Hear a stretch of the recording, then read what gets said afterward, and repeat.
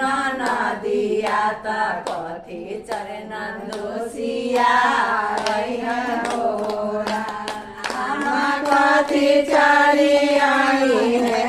नदिया त कथी चरण दोषिया है होरा गोरा चरी आई नाना दोषिया त डोला चरण नदिया है होरा गोरा चरी आई नाना दोषिया त डोला पर नाना दिया है होरा गोदिया में आई है मलक माता बने लागे होरा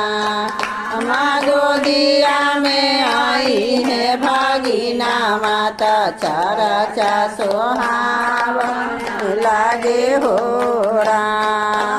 गोरा चढ़ी आई नाना दोषिया त डोला नाना दिया है होरा गोरा चढ़ी आई नाना दोषिया त गोली चोर नाना दिया है होरा गोदिया में आई है भागिना माता चारा सोहावन लागे होरा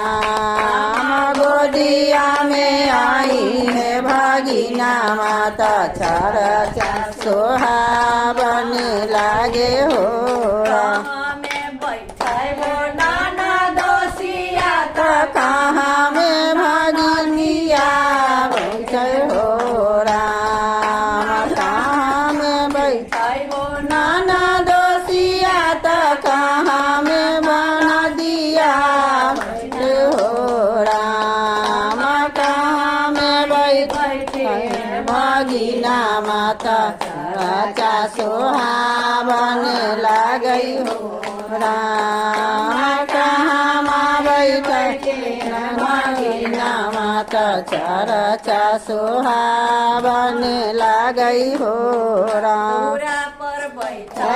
नाना दोषिया त नाना दिया बैठे होरा मधुरा पर बैठे नाना दोषिया त चर्चा में नाना दिया बैठे होरा गोदिया में बैठी भागिना माता चारा सोहावन लागई होरा गोदिया में बैठी भागिना माता चारा सोहावन लागई होरा दोषिया के देवई न घोरावा त ननदो के झुमा कावा देवन होरा दोषिया के देवाए न घोरावा त नंदो के झुमा कावा देवन होरा नमा के देवन हनुमान जी चारा सोहावन लागे होरा हम भागिना माँ के देवन हनुमान जीता चारा सोहावन लागे होरा।